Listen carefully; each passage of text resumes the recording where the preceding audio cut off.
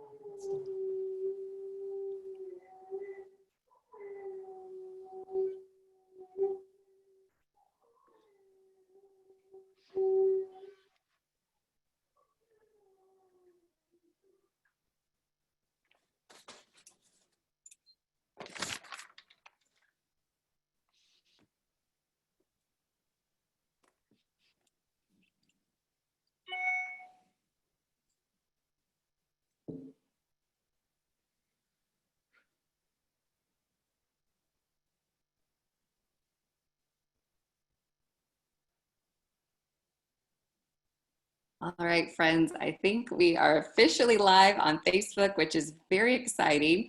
Again, thank you everybody for joining us. My name is Katie Martin Lightfoot and I coordinate the Texas Counts campaign.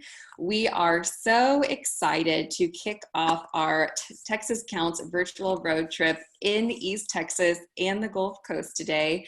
And for folks that don't know, well, I imagine you know if you're tuning in, but this week in Texas, we want everyone talking about the 2020 census. So at Texas Counts, we are going on a virtual road trip across our state to visit our different regions. Again, today we are super excited to be visiting East Texas and the Gulf Coast. Thank you again for joining us for today's kickoff event. Today we have several voices coming direct to us virtually from East Texas and the Gulf Coast. We're really excited for them to have the opportunity to, one, share out, of course, why the census is important to their communities, but two, also let us know a little bit more about their communities and what makes their regions so special and unique.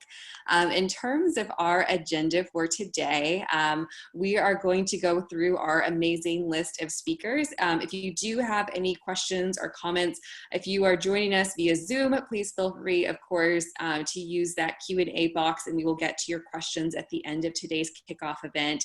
If you are joining us on Facebook, welcome. We are monitoring the Facebook page as well. So again, if you do have any questions for our amazing speakers today, feel free to pop those in the comment box as well, and we'll make sure to get to those. But without further ado, I think we are going to go ahead and get started with our speakers.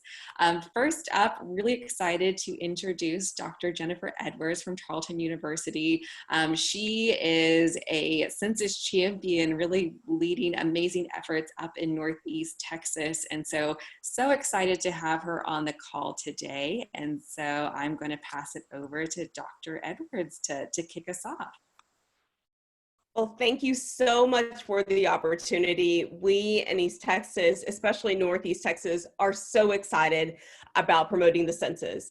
I'm a professor at Tarleton State. However, I'm also a proud fifth-generation Texan.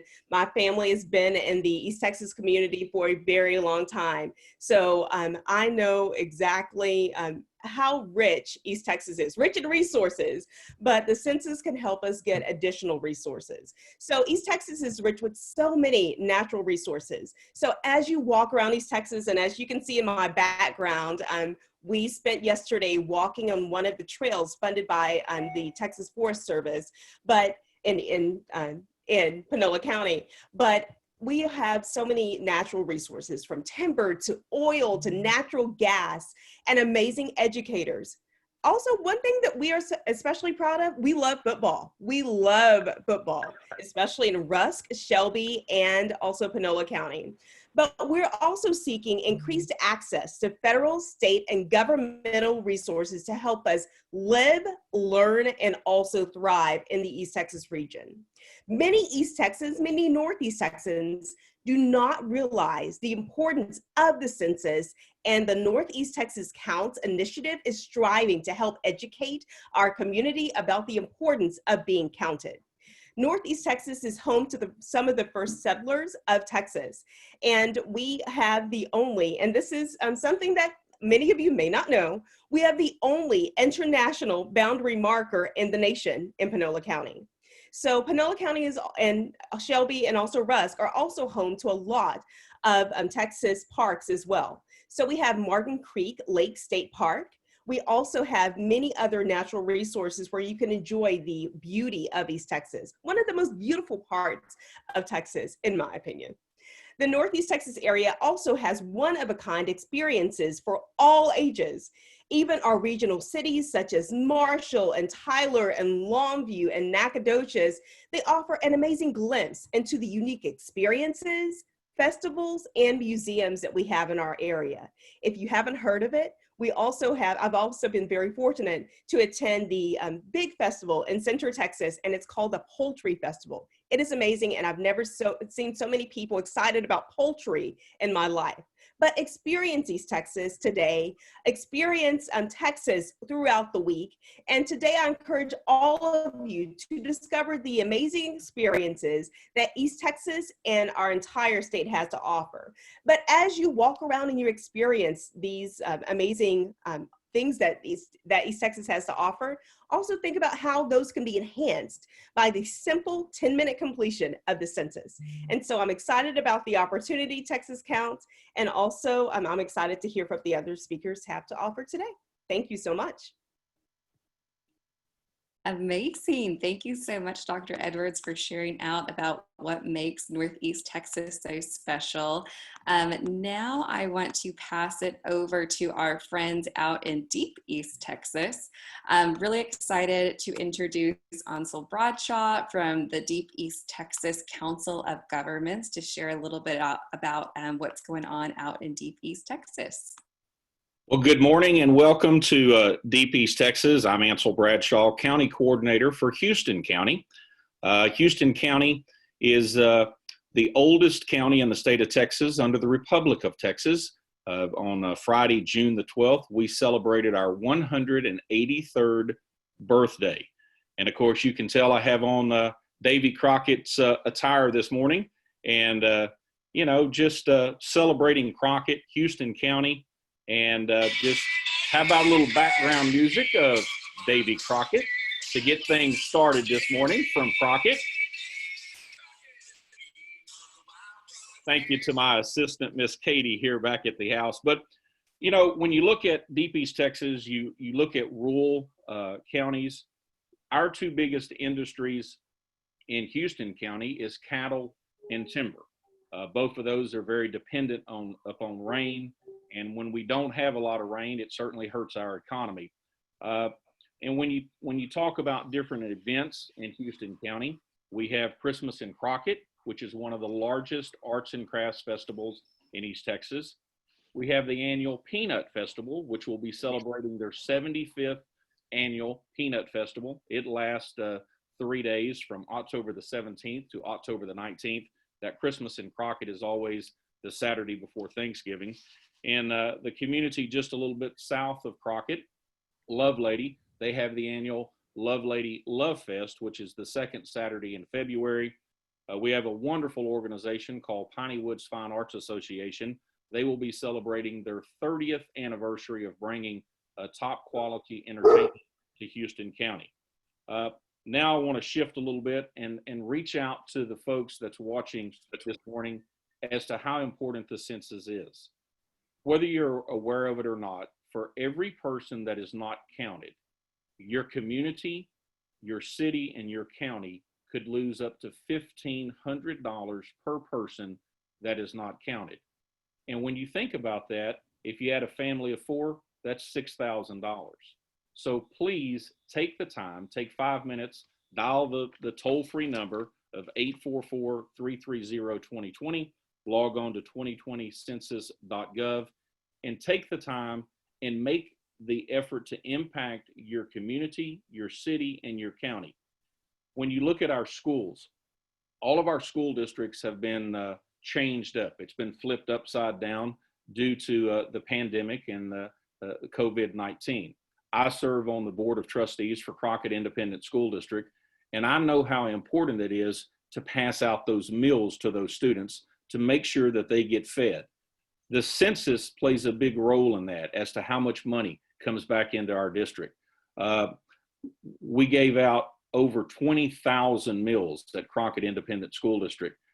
And I know the other districts, Grapeland, Latexo, Lovelady, and Kennard, they gave out their fair share as well. But it's very important for folks to realize that the census not only impacts our roads and our community services and our hospitals, but it impacts our children. So please take time today and complete the census. East Texas counts, again, 844-330-2020 or 2020census.gov. And that's all from the home of Davy Crockett. I'm Ansel Bradshaw in Crockett, Texas. Thank you so much, Ansel, for sharing out from Crockett, Texas. Love your Davy Crockett hat. We are going to stick around in East Texas and pass it over to Mr. Vic Waller. Again, he is representing quite a few counties, I believe 12 counties up in the deep East Texas area. And so I am going to pass it over to Vic to share out, to say another hello from East Texas. Hello, and welcome to beautiful East Texas. As Katie mentioned, my name is Vic Waller, and this is where we proudly live. In the next couple of minutes, I want to share with you and the parade and the beauty of our area and how we depend on the census and the census dollars. I'd like to read to you a little bit about the counties that we're representing. As you can see, I have on my trusty fishing cap today with my lure, and behind me is my fishing pole and my net and all the things that I need that we can use in this area. You know, East Texas is a beautiful, beautiful area. It has several lakes in it. One of the lakes is Toledo Bend Reservoir, and that lake is a very famous lake because for 2 years in a row, not too long ago, it was actually picked the bass capital of the whole United States. And that was chosen by the Bassmasters Association, and we're always real proud of that. And I want to read just a couple of things to you about the recreation and hunting that is available here in our area. Recreation developments adjacent to Toledo Bend Reservoir are very extensive. Private facilities range from fish camps, marinas, primitive camping, to highly developed lodge and motel type facilities. Outdoor recreation opportunities in the Sabine National Forest include fishing, hunting, camping, hiking, horseback riding, and mountain biking. There are approximately 51 private facilities on the Texas side of Toledo Bend Reservoir, and 40 more private developments that are on the Louisiana side. Hunting and fishing at Toledo Bend and Sam Rayburn Reservoirs is excellent. They provide over 300,000 acres of prime sport fishing, and access to these lakes is very, very good. There are approximately 18 miles of perennial streams in the Sabine National Forest that support populations of warm water fish. The prime fisheries are the reservoirs, ranked nationally as some of the best year-round bass fishing lakes in the United States. A striped bass fishery has been developed on Toledo Bend Reservoir, and is now producing fish in the 30-pound category. All these things that we get to enjoy in East Texas, you know, this is our home. I actually live in Sabine County in Hemphill, Texas. And the area that I'm helping and working with is called DECCOG. DECCOG stands for Deep East Texas Council of Governments, which represents a 12-county region that is here in East Texas. We all enjoy the amenities that God has given us to the country that we live in, the area that we live in, but we so need the census dollars that come in. You know, Ansel had just mentioned how important the census is for all of our areas. Things that we get from census counts and how important they are and how everyone needs to count in East Texas. The census helps us with our hospitals and our healthcare. You know, by signing up, it takes literally 4 minutes to fill out your census. If you haven't done that, I strongly urge you to do that today. There's an 800 number you can call, 844-330-2020. When you sign up, it helps give us a more representation of where we live. It helps with public safety, funds roads and transportations. It also helps in the schools and education. I mentioned how it gives us more representation. We all count here in East Texas, and I want everybody to take the time to fill out their census. Go do it today if you haven't done it. Again, if you don't want to fill out online, you can go to the 800 number, and that number is 844-330-2020. I thank you for listening to me today, and everybody counts in East Texas. Thank you. Thank you so much, Vic. Now we are going to leave East Texas and start heading down the Gulf Coast, our coastline. I would like to welcome Angie from the Familia Vota to share out about the great work they've been doing in the Houston-Harris County area. So welcome, Angie. Thank you, Katie. It's definitely going to provide y'all with the change of scenery, but I will say I'm very much tempted to go to East Texas now, especially with social distancing. I think there's a lot of great things that I could be checking out there. So thank you to my colleagues that just shared all the wonderful amenities y'all have out there. That was a great learning experience for me. I want to welcome everyone to the Houston area, Houston, Harris County, the Gulf Coast area, definitely a much more urban area. Probably around 2.2 million in the city with up to 5 million in the Harris County area. So we know that we have a lot at stake with census, and in order to hopefully become the third largest city in the United States, an accurate census count is what we need to surpass Chicago. So we're crossing our fingers and really having our virtual boots on the ground for the time being and trying to get an accurate census count. If you haven't been to Houston, if you haven't checked out our Houston Rodeo and Livestock Show, I highly recommend y'all check it out when it's safe to do so, when it's back up and running. We have great sports teams like the Astros and the Rockets and the Texans. We have NASA, so many different amenities and just great things to be doing here in the Houston area with vast parks and some hidden green spaces that are really treasures among this concrete jungle that we're living in and the big network of highways we have over here.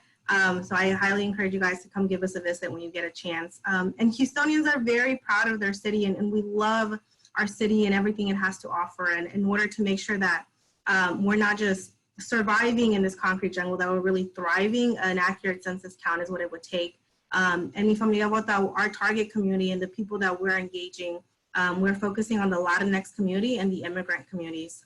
We're very proud to say that Houston is the most diverse city in the United States, and we love that. We love the food and the culture and the entertainment that comes with it, but we know that it comes with challenges, and 2020 has proven that again to us, already having a challenging census head start with the citizenship question being up in the air, whether it was going to be included or not. We saw a lot of our community members being very hesitant toward that and unsure of what that would mean for them if they were to participate in census. So making sure that our trusted community messengers are really building relationships with our folks on the ground and having them understand how census is really impacting their lives personally. And so I love what you mentioned about the school lunches, and a really great point to keep in mind is we're preparing for the next pandemic by filling out the 2020 census and making sure we have an accurate count. So when the next natural disaster hits, we're able to use that accurate data and representation to better equip our community with the resources, the food, the medical supplies if necessary, the housing, everything that comes with a natural disaster response, making sure that our folks are not forgotten, that even if they've been living here a month or 10 years, that they're showing up in census data. So when we're working with our immigrant community, we're just one of several different groups in the Houston area making an accurate census count happen. Again, with the diversity in languages and walks of lives and nationalities, working with our partners in Houston in Action, part of the Yes to Census campaign and canvassing our phone banking efforts that are underway right now, and making sure that we understand the nooks and crannies where our communities exist and the worries and concerns that are going through their mind before and during COVID, and making sure that they understand why a census is personal to them. For us and for our team, I'm coming up with that. It's very personal for Houston. We know the resources that census impact. So when we're talking to our community members, we try to take the time and understand, what is going through their daily reality, what are their concerns, and paint a picture of how census is impacting that. For a lot of our immigrant households, it's concern about the citizenship question and making sure that they understand that the U.S. Census Bureau has the proper protocol and policies in place to make sure that their information is protected and they feel safe filling out the census. And not just safe, but really empowered, right? That they feel like they are visible, they are present in the community, and we want the data and the political power to show that. And then also education and health services. That's a big concern in folks' minds. So making sure that if they came here to give their children to Houston and to the United States to give their children a better shot at life and really put them on a pathway to where they can achieve all their dreams, that education is just one of those things. And census impacts that, right? How many teachers we have, how many students can fit in a classroom. So really trying to make sure that we're giving them the links and we're connecting the dots. And census is not a strange thing. It shows up in our lives every single day. And so making sure that we feel empowered to do so. And I would say that in Houston and for our Houston community, we know that an accurate census count would give Texas maybe up to 3 congressional districts. One of those could be in the Houston area. So we know that if we get all of our folks in the Houston area to fill it out, we would see another congressional district pop up after 2021. And that's a huge opportunity when we're talking about the visibility and representation of communities that have largely gone overlooked and historically undercounted. And the challenges come because some of our folks have been in the country for 3 months or yesterday, and some of them have been here for 20 years, and they've never really felt like who census was, right? So it's all hands on deck over here in Houston, as much as possible with COVID-19, the situation we're in. But my call to action would be, if you have filled it out, which I really hope you have, and figure out, how can you help somebody fill it out?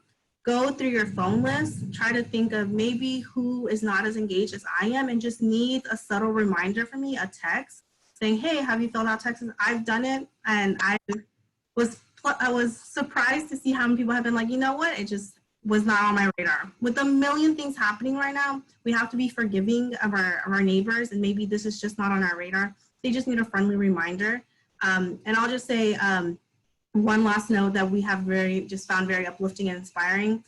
We work with a lot of community members who can't vote, who have felt like civic engagement just wasn't what they couldn't participate in, and census has been an opportunity for them to start spreading the message and feel like they're doing something tangible that's contributing to their community, not just for 4 years, but for 10 years. And that has just been extremely inspiring to see some of our young folks, our mixed status families, just taking up that torch and saying, you know what, I'm gonna fill out census, but I'm also gonna help you as an organization engage others. And I'm gonna, round up all my family members and all my neighbors and make sure that they have also filled out census.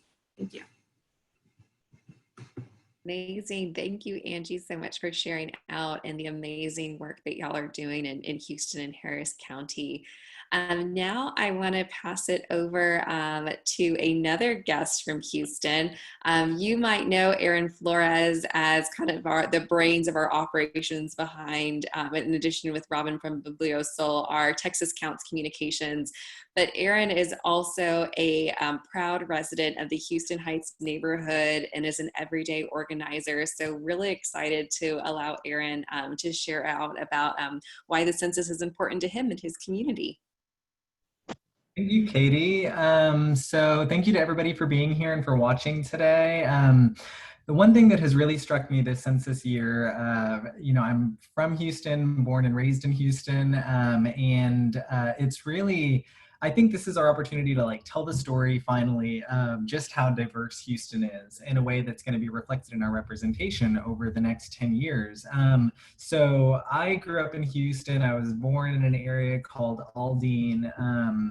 And it was all, brown people, and everybody kind of looked like me, and it was a very young population, and English isn't spoken a lot there. And then I moved immediately to an area called Alief, and in Alief there's a lot of brown people and there's a lot of Asian Americans. And I guess growing up in those areas of Houston, I kind of thought that that was kind of the story of our city, that everybody kind of understood how diverse that we are in Houston. And as I've seen, really, kind of the story that our data tells about kind of who is the face of Texas and who is the face of Houston, I think that it doesn't quite capture exactly how diverse we are. And I think that this census year in particular is going to be one where we can really kind of capture that story and really show just how young and brown and Asian and Black our corner of Texas is. And I love the fact that, the story of Texas from, our little corner in Houston is not going to be the same as it is in Central Texas or in West Texas. And I think that's great. I think our diversity is just one of the things that makes us really, really great. And so this is my first census as kind of head of my little household here. And I'm just so excited to just contribute, whenever I filled out that census form. And just in particular, when it came to the race and ethnicity question, I thought, well, this is a big piece. This is a big datum I'm providing right now. This is going to be a big part of the story of what sort of representation I get, what kind of resources my region gets, because I love Houston so much. And so the fact that I get to be one little kind of dot in the map of our representation and how resources get to my community. And so I grew up in a lot of diversity, and I'm really excited to now have a census story that reflects exactly the level of diversity that we have in Houston.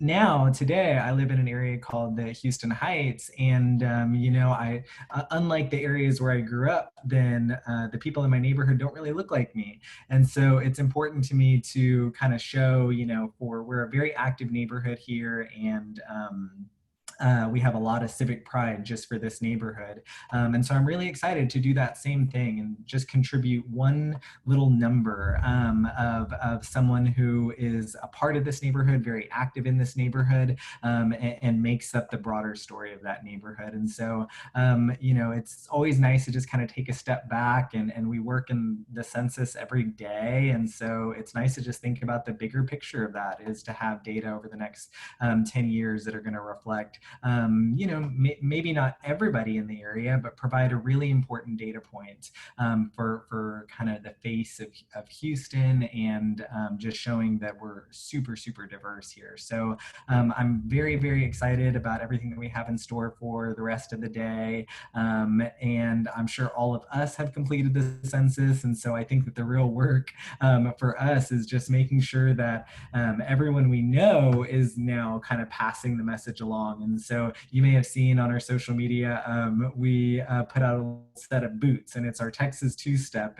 And we think that we've already kind of gotten step one down. We know we've all completed the census, and chances are everybody who knows us knows to complete the census. And so I think it's really empowering people to just spread the word. And it's so easy. There's, very few things you can get wrong about the census. If you just go to texascounts.org or go to my my2020census.gov and just look at one FAQ, then everyone we know can be empowered to be just as much of a census champion as we are. And so I'm just really excited to have a lot of energy around this.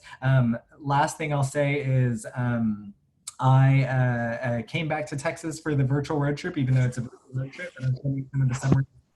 And there in New York, I mean, you see census stuff everywhere. It's on every single bus and in the subway, and in every school has a banner and everything like that. And so there's a lot of support and resources that they have in New York that we really just don't have here. And so I think it's incumbent upon us to just step up and spread the word. And sometimes I worry about getting a little annoying to my friends and people who I encounter talking about the census. But whenever I see how, you know, New York, which is the epicenter of the pandemic in the US, is beating us by like 5 spots in the ranking while they're dealing with that, then I really think that it's, you know, there's no effort that we're doing here today that is too small, and then there's no amount of talking about the census, no matter who you are or where you are, that won't really help to move the needle. And so thank you everybody for participating, and we're so excited to see the rest of the state.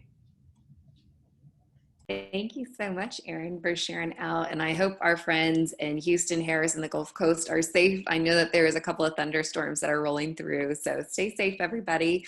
Now we are going to continue to make our way down the coastline, and really excited to introduce Callie Walker from United Ways of Galveston. She is joining us today to talk about the amazing work that is happening in Galveston. So Callie, take it away. Hi, everybody.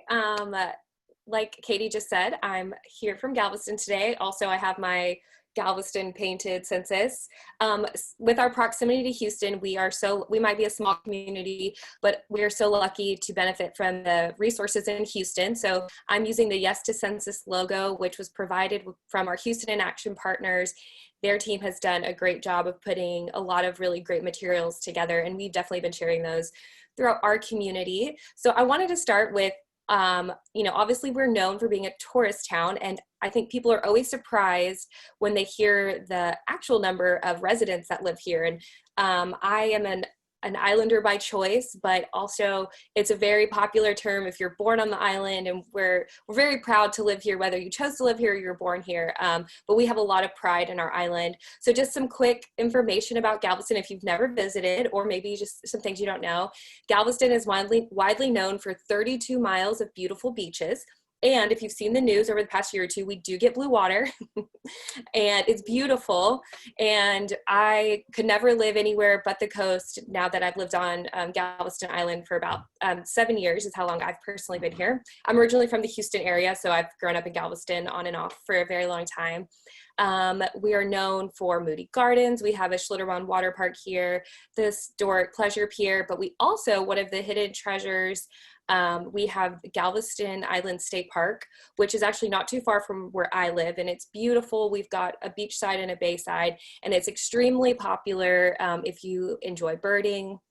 So it's a beautiful little treasure, and it was named one of the top 5 best Gulf Coast beaches by the Travel Center in 2013. So it's a little gem that is obviously funded through the state of Texas. So I wanted to just obviously start with some of those things, but now I want to move over to some of the numbers that you might not be familiar with. Galveston, especially since in 2008 we had Hurricane Ike, so a lot of people were having to move off the island and then come back. So when the 2010 census was counted, we fell under 50,000. So we're estimated as a population to be at around 50,000. But when they did the 2010 count, we were not at 50,000. So our 2020 census is extremely important for our island, because since we are right on the cusp of 50,000 as far as being counted, we go from being an urban cluster to an urban area. And as far as funding and the resources that are available to our island, that changes it quite a bit. So like Katie mentioned when she introduced me, I am with United Way of Galveston. We are also partnering with Vision Galveston, who do a lot of really wonderful work on our island. And we received a grant from the Houston Endowment Foundation so that we could get in and really help our hard to count communities. Because though we're known for a tourist town and we have 6 million people that come on and off our island every year, our little pod of community members that are here, it's so important that we get counted. It's important for our students. I know an earlier speaker spoke about the free lunch programs. Our community right now benefits from that, and it really is so helpful to our kids and the different programs that it allows, not just the free lunch, but the other program that allows our local community members. So that's one thing that I really wanted to point out, because whenever I have friends that come visit and I tell them that we're a smaller community than they think, I think that always surprises people. So the other things that I really wanted to highlight that we're so excited about as an organization, we have done some really great work with our other small organizations. So what we did is we took everybody we could and we pulled everybody together to form like a big team. So United Way, we're a little team, and we got all of our other little teams. So I wanted to really highlight the nonprofits that have been doing the work within their community on our behalf. So we have been working with the Family Service Center of Galveston, Galveston Urban Ministries. We have an amazing farmers market, and during the pandemic, they totally changed their operation to a delivery and pickup form, and they've been a great partner. The Galveston Independent School District, Teen Health Center, St. Vincent's House, Urban Strategies, and I'm probably gonna end up missing somebody, but I guess really I wanted to go through just a little bit of that list, mainly because we are a small community. We don't have big teams, so it's been so important to grab everybody, and everybody has been reaching deep within their own personal groups, and it's been really wonderful to join together, even with everyone's having to pivot. I know original census planning all changed for all of us, so it's been a really big honor to work with our community members. So that's really all that I have for today. I thank you, Katie, so much for inviting me on to represent Galveston. We love our coast, and it's so great to learn a little bit about each of your communities as well. Thank you so much, Callie, for giving us an awesome overview or virtual tour of Galveston, but also letting us know about the amazing work that y'all are doing.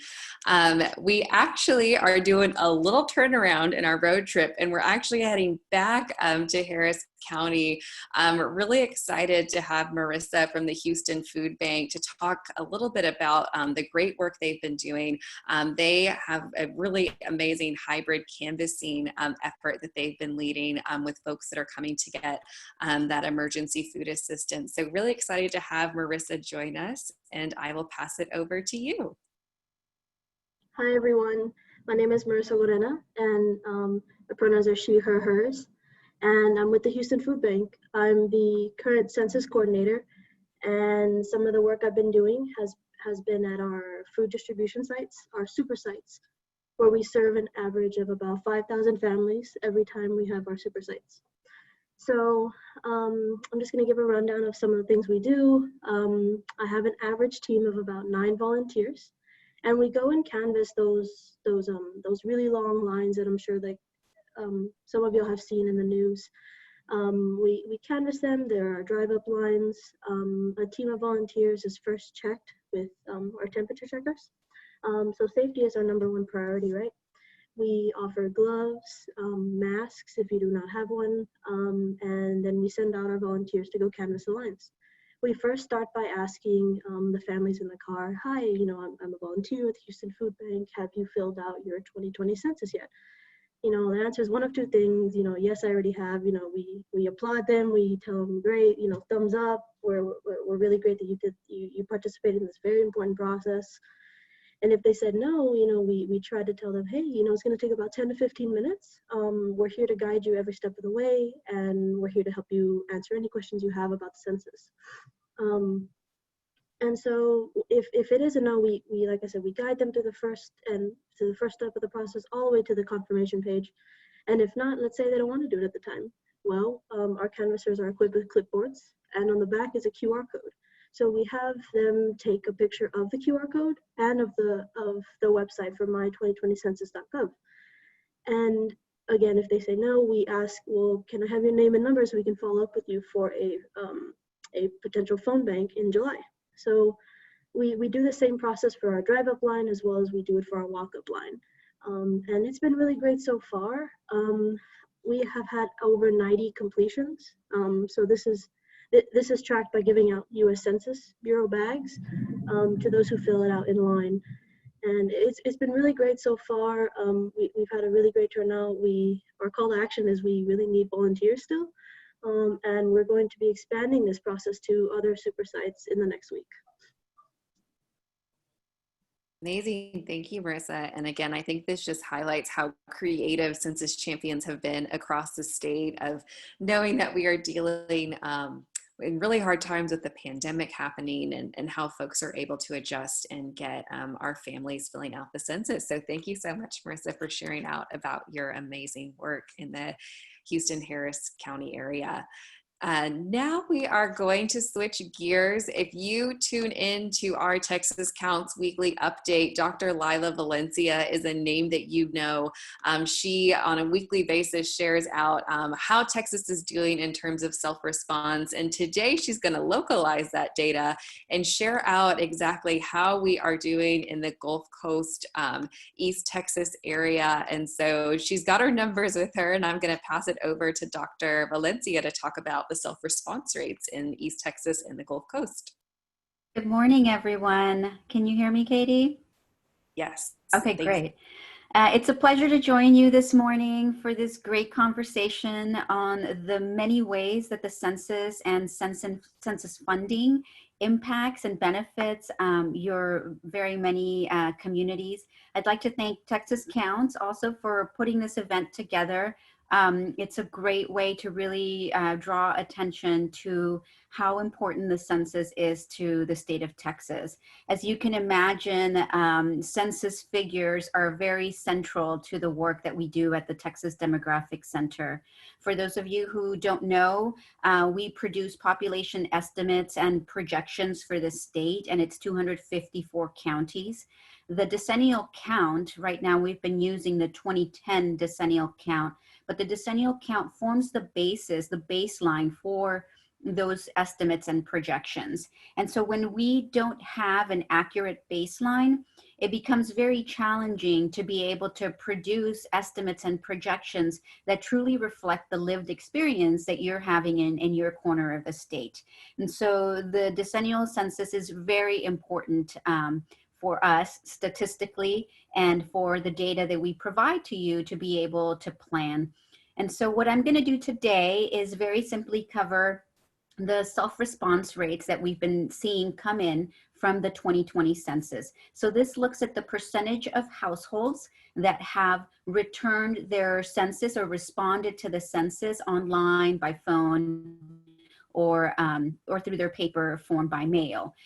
And so what we are seeing is in the US, the total response rate for households across the country is 61.6%.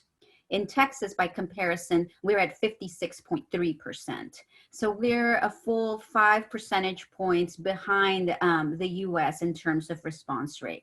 When we began the census and we began monitoring response rates to the census, we were about 2.9 percentage points behind the US. And we're now a good 5 percentage points. And so that means that we're getting out the count, we keep increasing our percentage, but we're not quite doing as good a job as other states around the country are. And so it's really important that we find a way to encourage those in our community to respond to the census. Right now, we're ranked at 41st.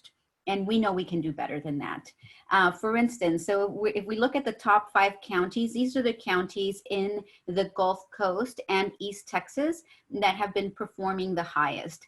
Fort Bend County has been doing really well since the beginning of data collection. They are currently at 68.3% response rate. Now you can see that that's well over the state as well as the national response rate, but they still have a little bit of a ways to go before they reach the final self-response rate from 2010. So they need about 4.5 percentage points before they can reach that goal, that first threshold of 2010 response. Montgomery County has also been doing really, really well. They're at 60.8%, right below the national average of response, but still needs a good ways to go.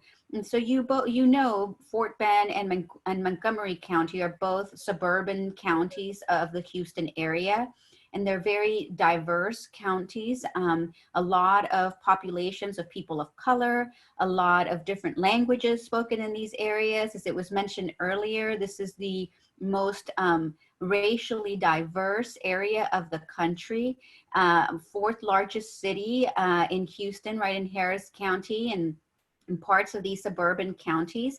And so Houston, we always knew it was going to be a challenge to count this area because it's so large and it's so diverse. But Fort Bend and Montgomery County have been doing really well, as Brazoria. Brazoria County is also one of those suburban counties of Houston, and they're tied for third with Smith County. Smith County, of course, is where the city of Tyler is, a little bit north of the Houston area.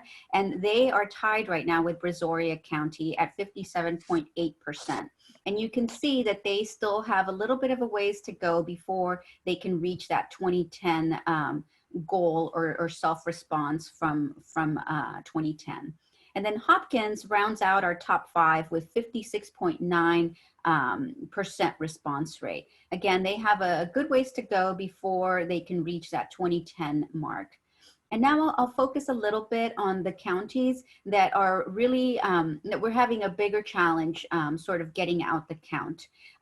Sabine has a response rate of 27.5%. St. Augustine at 28%, and you can see all the way to Tyler at 35.2%. These counties also had lower self-response rates in 2010, but even given that lower self-response, we're still quite a ways away, much farther away than we need to be at this point in time, with over 10 percentage points, as much as nearly 17 percentage points in St. Augustine from the 2010 count.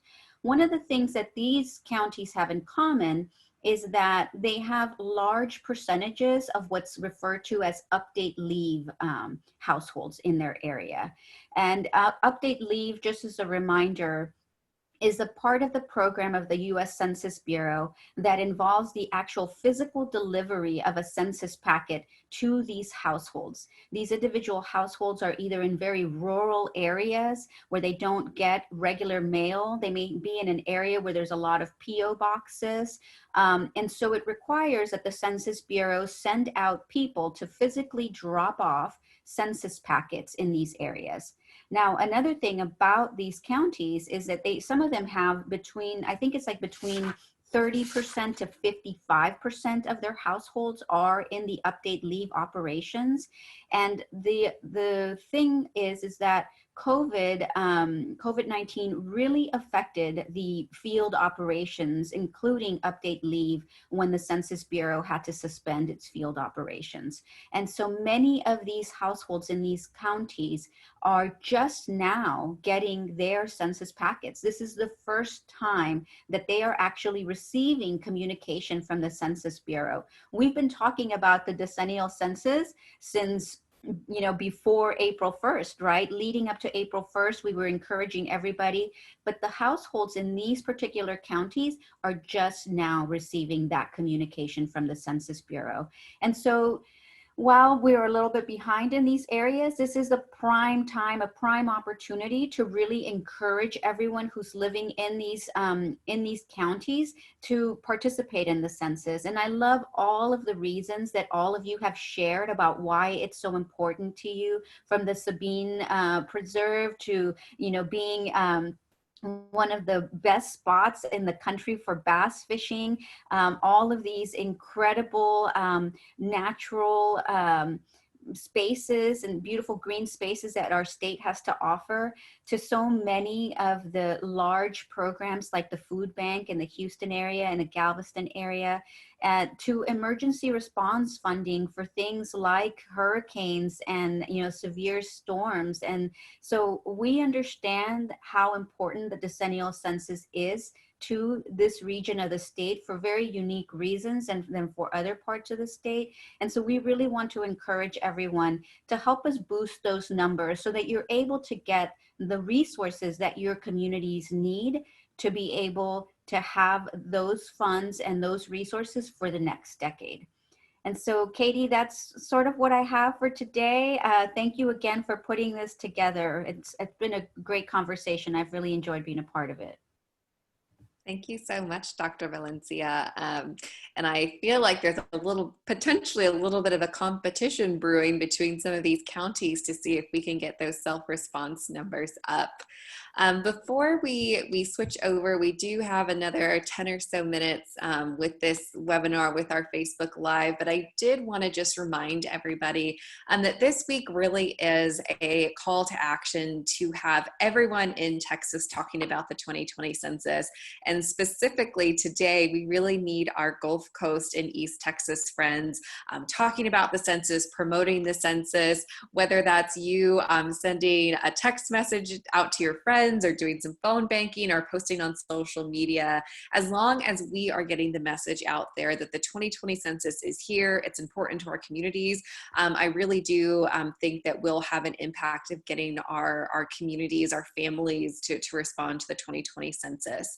So if you are going to be following along with us today, which I really hope you will, first, if you are going to be posting on social media, we want to be able to follow along with you and see what you're doing. So for our East Texas and our Gulf Coast friends, these are the hashtags that you can use so we can tune in. Also, just hashtag TX counts. And then in addition to that, we also have our road trip hashtag, which is just TX counts road trip. Again, this makes it really helpful for us when we're trying to follow along and seeing the amazing things that you're promoting. This is where we can tune in. In addition to that, I know that many of you have probably seen the Texas Counts toolkit, which is right here. This is a really great resource. Maybe you're like, okay, I can promote the 2020 census today, but I don't have a graphic, I don't have an image, I don't know what to say. We have uploaded quite a few graphics and sample posts for what you can share out today on social media, along with a couple of other really great resources that will hopefully help you promote the 2020 census today. In addition to that, on our events page on the website, which hopefully my screen is still being shared. This is the Texas Counts website. If you go to texascounts.me/Monday, it will bring you here. And here we have populated our social media graphics. More can be found here.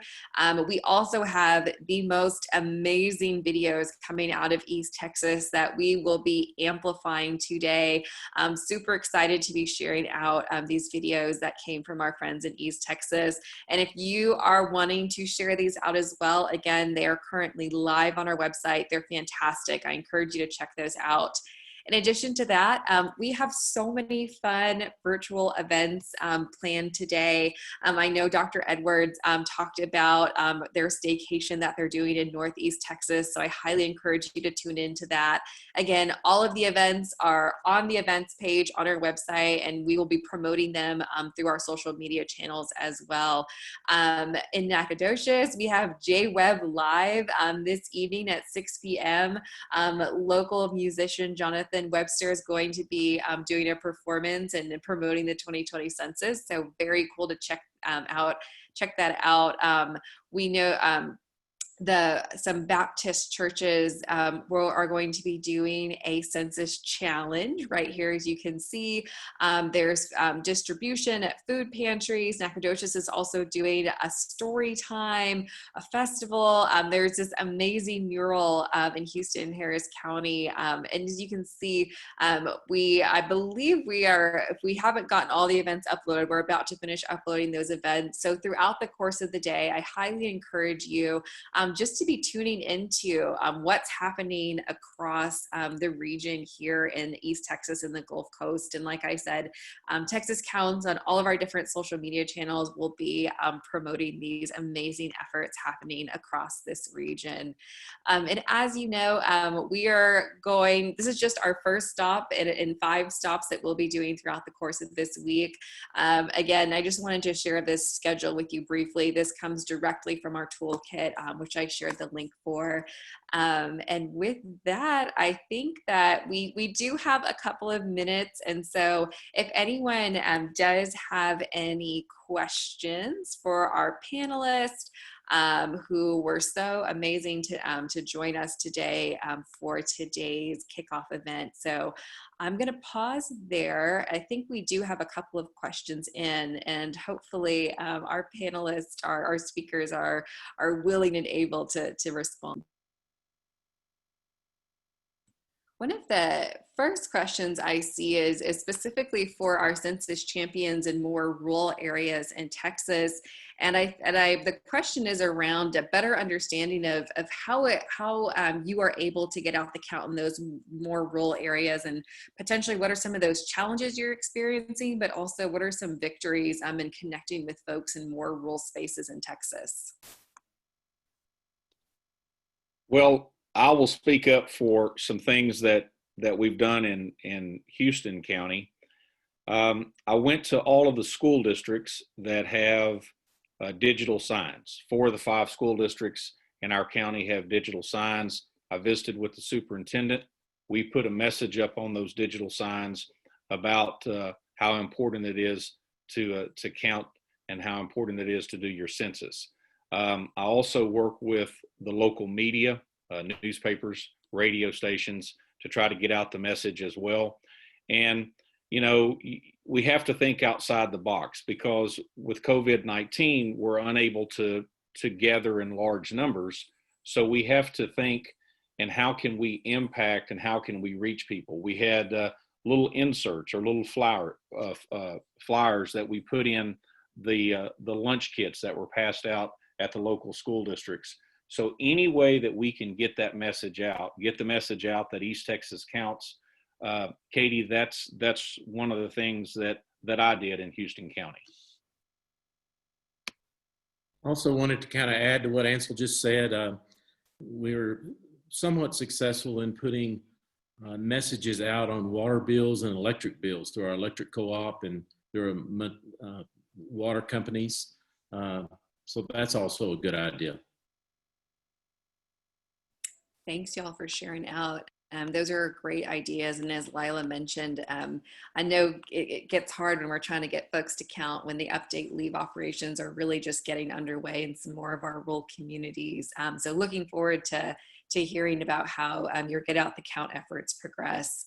Another question is, we know that some communities still might fear filling out the census. There still might be some confusion around whether or not there is a citizenship question on the form.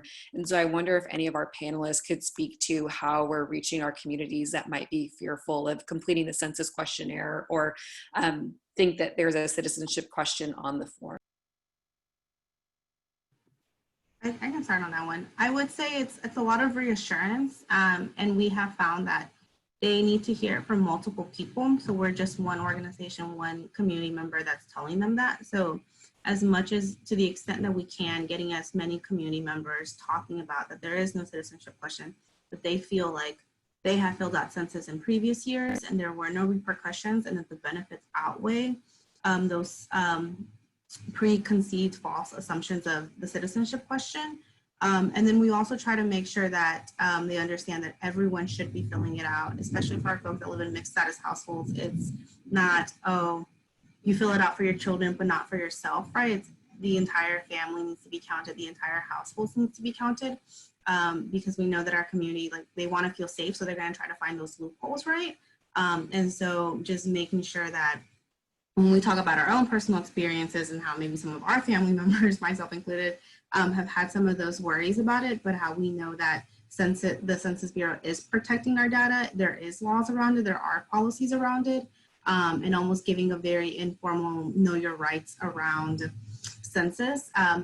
We feel like folks are they feel a little bit more comfortable filling it out. And then we also do note that if they self-respond, then no one from the Census Bureau is going to come and knock on their doors, right? Because that's always a concern, right? That somebody from a government entity is going to come and knock on your doors. And we know that, particularly for the immigrant community, that's there's a lot of trauma associated with that. So we say, listen, if you're opting in and you're taking the 10 minutes out of your day to fill it out, then no one's going to come knock on your door. But maybe if your neighbor doesn't, they might have an enumerator come in a few months, knock on their door. So don't be scared, right? Like it's part of the Census Bureau's timeline. It's part of their process. Just don't be fearful about it. But to the extent that you can, self-respond and get the folks around you who have that exact same concern that you do, get them to also self-respond. So you have to limit your interaction with somebody at the door. Thank you so much, Angie, for sharing out. That is a great answer, and I hope that folks tune in and can use some of those ideas that she shared. We are at 11:01, so I'm going to go ahead and close us out for our first kickoff event. Again, a big thank you to all of our speakers for so proudly and also they did such a great job representing their communities, their regions. So thank you again, everybody, for joining us.